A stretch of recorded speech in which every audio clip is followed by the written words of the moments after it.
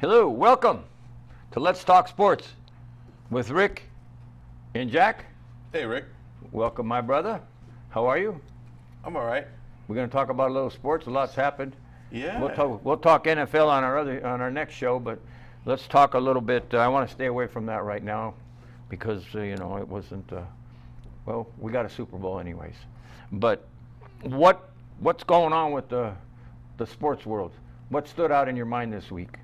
So last week, I said McGregor was going to. Oh, I knew you were going to talk about UFC first. I just waited to see. Yeah, I just waited to see. Thing, though, I knew you were going to talk. So I felt. I knew it. No, I felt bad because I gave out. I didn't win. I gave out a loser for the week. You never want to do that. Because you want to hold ourselves accountable. I said, oh, he wasn't going to have ring rust or whatever, and he came out okay, and then all of a sudden, the ring rust was there, and my sister-in-law cleaned up.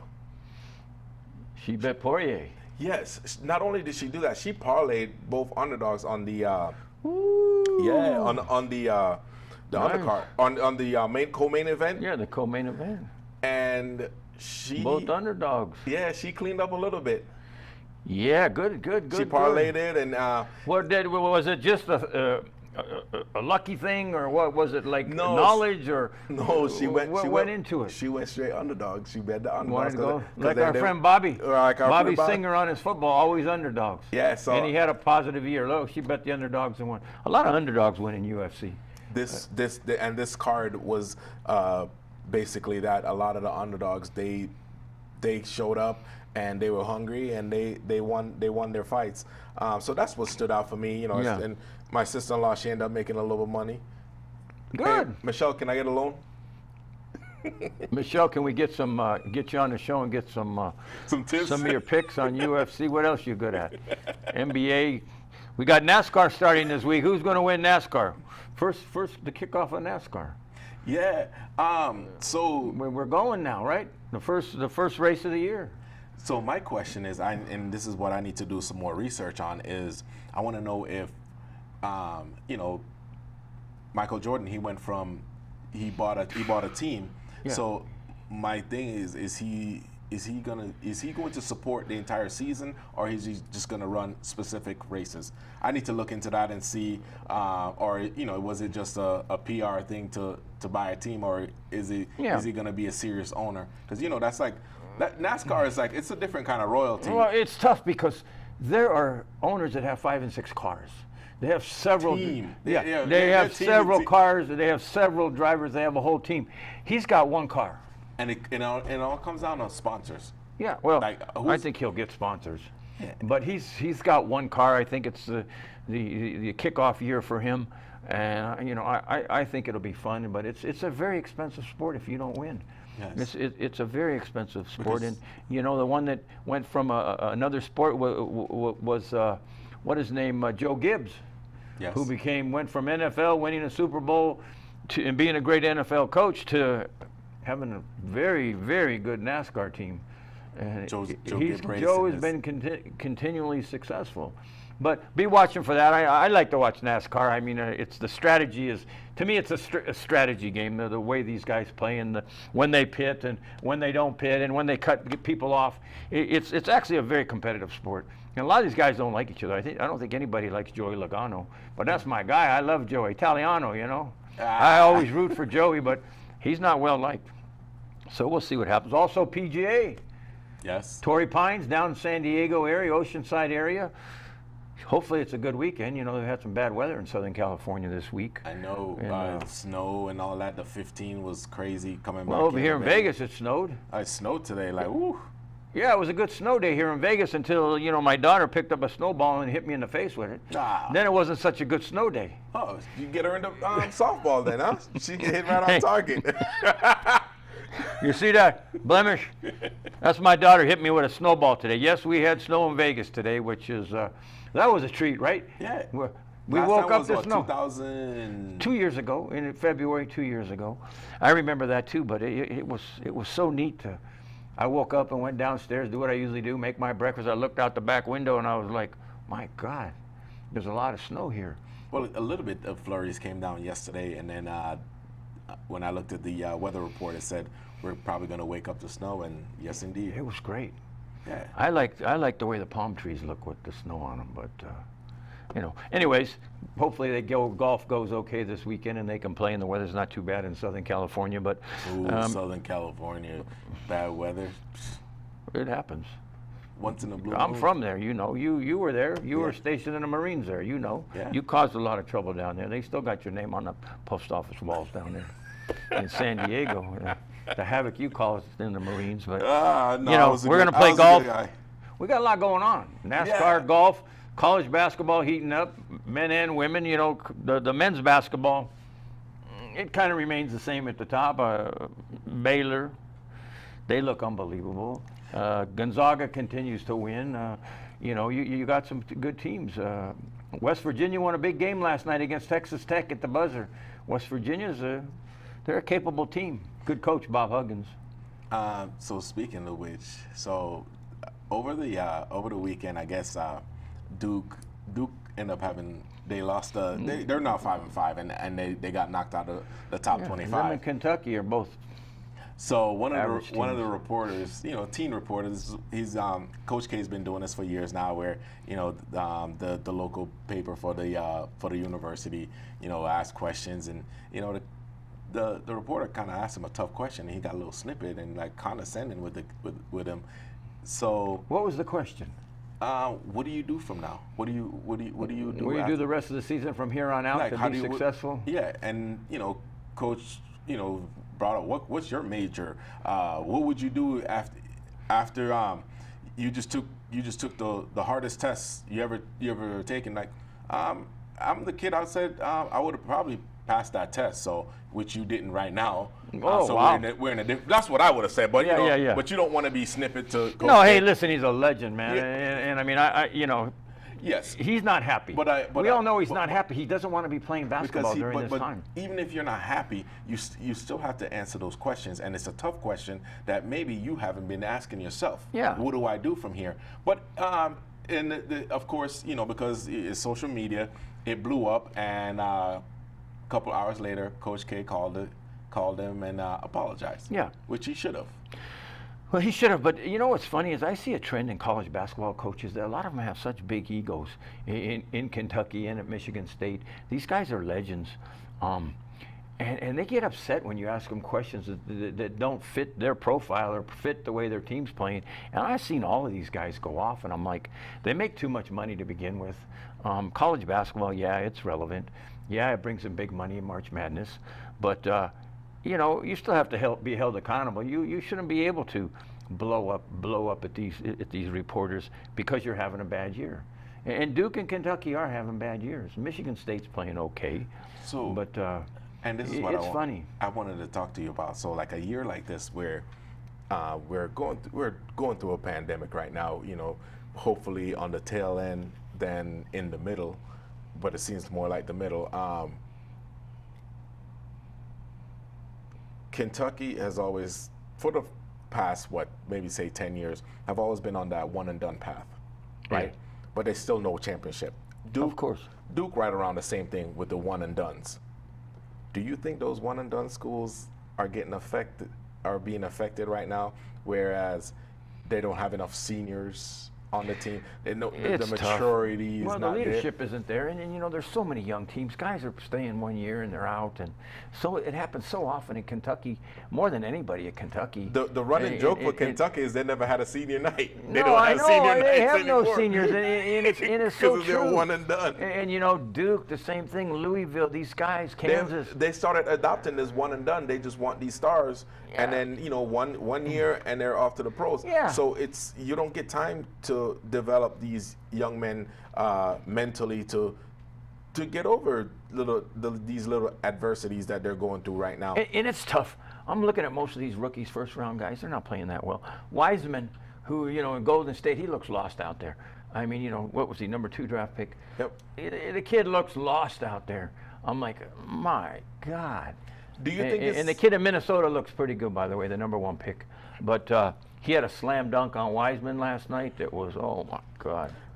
So, he won't forget that for a while. do you think it's because he's not necessarily like used the way he was in college, where it's not his team? He's part of a team now where, you know, it's Steph Curry, it's Draymond, you know. He's not on the floor enough to make a difference, because even if he's on the floor with a Draymond or with a Steph, he's not first option ever. Yeah. It's tough playing with those guys. They're going to hold you accountable. Draymond is not easy on fellow players when they're not playing Absolutely well. not. And neither is Curry. And, you know, that's a nice little team that plays hard. They just don't have enough players. They're going to continue to get better over the year, though, if they stay healthy. You know, a lot of people said they wouldn't make the playoffs this year. To me, they look like a playoff contender, because there's a lot of right now there's a lot of weak teams in the NBA. They're holding the number 8 spot right now. Yeah. So we'll see what happens. But women's basketball, UConn continues to look good. I watched them the other night. They played really well. They got some great freshmen. You know, Louisville continues to win. So UConn and Louisville look like the best women's basketball teams to me. I've been following UConn basketball, both men's and women's, since like back when I was in high school.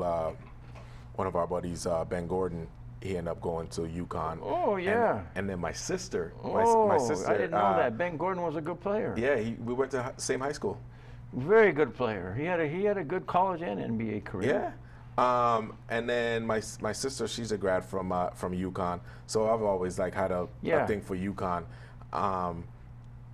For some reason, man, especially the women's basketball. I love it. It's consistent. To watch and great coach. Mariama's a great coach. And you ask the recruits, why do you go to a school that you're not guaranteed to start? You're gonna more likely be on the bench. But despite that practice, you're still learning, you're still developing, and when the seniors graduate, you're up next. You're up next, and it's constantly like that. Yeah. But it's hard work. It's not easy. Well, it's tough to play there. Ariama holds those girls to a higher level. I'm watching the game the other night. I forget who they were playing. I watched so many ball games, but it was halftime, and they interviewed him at halftime, and it was a close game. And actually, I think they were down a couple points. It was tied, and the interviewer asked him and said, you know, well, how's it going? Well, we can't shoot. And we're terrible offensive rebounders. We're just not a very good team. And I'm looking at the record like 10-0, and it's like, we're just not a very good team. And I'm like, this guy, man, he holds them accountable. You know, and in the course of the second half, he told that to them in the locker room in the second half. I'm sure. They took over and won it. But I'm like, oh my God, he's like, we're not a very good team. We can't rebound offensively. But we can't shoot. And I'm like, because your record doesn't show how you're playing right now, and that's why he's holding the girls accountable. And we need that in this world in general. We're all going to be held accountable. Yeah. So why not hold them accountable in the game? And I love it. Yeah, not settling. It's fun, but. You know, college basketball, it's starting to heat up. We're getting closer to March Madness one of my playoffs. Time of years. You know, the bubble's going to be in Indianapolis for the guys, and I'm not sure where the women are going to play, but that's getting fun. NBA, of course, we have our NBA show now, and as we said, NASCAR, golf. We got a lot going on. It's should be a good weekend. UFC, Conor McGregor begging for a rematch in May against Poirier. They say that he wants that to be a title fight, number 3. So he's asking for that. He came out and said, I want a rematch. I don't know what you all think. Should he get a rematch? Should we keep everything going, mixing it up, or are we going to watch Poirier and McGregor fight again? He might not get it in May because they actually suspend. I hope he doesn't. He's got a medical suspension right now. I didn't look into it as far as how long, but it's a pretty lengthy one. Apparently he got really hurt. So it's an automatic medical suspension. He got clocked good. Yeah, it was so surprising. Hey, he got hit good. I was so surprised. He stumbled out of that ring. But you know what? I wasn't surprised. Rust, and more rust. I actually, knowing how he is and how he actually took that loss well, and he did his thing. He did take that loss well, but the thing about it is I believe class. Yeah, but you know, and he's losing humbles you. You realize he's lost 3 out of his last 6 fights. Yes, but even when he's lost other fights, he's still like, you know, he's always found a way to be classless. This one, he shows some class. Maybe it's maturity. Maybe it's he wasn't quite there yet, so he couldn't. He be classless. Yeah, he really did get. His ego mentality was kind of dented a little bit. I mean, he really. I mean, when Khabib beat him with a chokehold, that's what Khabib does. That's how he gets you, and he got trapped. Okay, he came out of that. Okay, he got up. You know, he was fine, but he really got his belt. He got his eggs scrambled. Let's be honest. He really got hit hard. The thing about him is this. I believe it is very akin to what happened with Ronda Rousey. Ronda Rousey lost it for a time there, just beating everybody, so arrogant, so good they thought, and then Rousey started to lose, and then Rousey was no longer a draw anymore. I believe Conor McGregor is on the same path. I don't think he will ever be as good as he was. I don't think he's going to ever be as powerful as he was. I don't think his shots are ever going to be as good. I think age and wear and tear beats on you, and I think the mind changes when you've hit a certain level of success and you've made a certain amount of money. And by the way, you're going to get more money like Rousey did to put on shows. But I don't think Conor McGregor will ever be close to as good as he used to be. It's the same thing that happened with Ronda Rousey. That's my philosophy. I'd like to know what you all think. Do you agree or disagree with me? You know, we'd love to watch UFC. But this is what happens. But I think there's up-and-coming stars that are going to continue to beat his ass. I'm sorry. That's what usually happens. You age out of the sport. This is one of the sports that you're really going to get aged out, because these younger fighters are faster, and the training is actually better over time. You know, look at like a Tom Brady. He looks better now at 43 years old than he did at 40. Hey, LeBron. But they don't get the same kind of wear and tear. And I'm going to tell you, you know, people like Tito Ortiz. I mean, the guy's fighting, and getting his ass kicked. I mean, Chuck Liddell, it was pitiful what was happening to him at the end of his career. Pitiful that he was still taking fights and getting knocked out every fight. Cormier was one guy who had a lot of pride, who fought very well for a long time. But then, you know, his last fight, he didn't look good. He retired. I don't think he'll come back. But you got to know when to stop. Ronda Rousey didn't, but it's all about money. They get so frantic about making the big money, the ego, getting it back. They don't get it back. Conor McGregor, I believe, is never going to get it back. I may be wrong. Let us know what you think, but that's my opinion. And I know you don't agree with me, but I think he'll come back. They'll give him a couple of easy fights to boost his confidence, and he'll actually have to go back into the gym and work on his craft. But one of the things was he was in incredible shape. Yes. This was the best shape I've seen him in for a fight. I know he was as ready as he could be, and I know he was as ready as he's ever going to be. He's never going to be more ready. Physically, yes. He looked fantastic. But mentally and skills, little skill sets that you have to get better at over time. Maybe he didn't this time around. Physically, he looked like he was in phenomenal shape. But that doesn't mean he was quite ready for the fight, because I can go in the gym and be in the gym on a daily basis every day, and then you're like, oh my gosh, you're so physically fit. But then I can't take a punch. Yeah, well, so. I get it, but you know, for me, I understand, but I don't believe he's ever going to be as good. Anyways, anything else you want to talk about on this sports show before we say goodbye to our friends? Actually, I want to bring up Roku TV. Roku is where we're at now. Like one of many social medias we're at, right? Like if you think follow us at Roku. If you think watching us on your phone or tablet, you know, you want to see us on a big screen, then watch us on Roku TV. I agree. You look real good. You know, it shows Roku I shows think that all my flaws. You know, listen. That 4K will maybe dull the glare a little bit. Yeah, that's listen. No, but it's a good another opportunity for you guys to not miss us. You know. Thanks for bringing that up. We definitely are. You know, going to be. We are at Roku. We kicked off about 2 weeks ago. We're over there now. A lot of people are watching us there. Also YouTube. It was funny. My daughter was flashing through her YouTube channels the other day, and she's like, Dad, it's your show. And I'm like, that's so cool, Maya. And she's like, I found your show on YouTube. So find our show on YouTube. My daughter did, and she's 10 years old. And she wasn't even looking for it because that's not our most popular show. Also, get us at WWDBTV. Great TV station here. Great producer, Mr. John Stiles. Look for us at all the social medias. Like us, love us, follow us. Be part of our team. And we always like the feedback. I'd like the feedback on Conor McGregor. But thank you for watching, and take us out of here.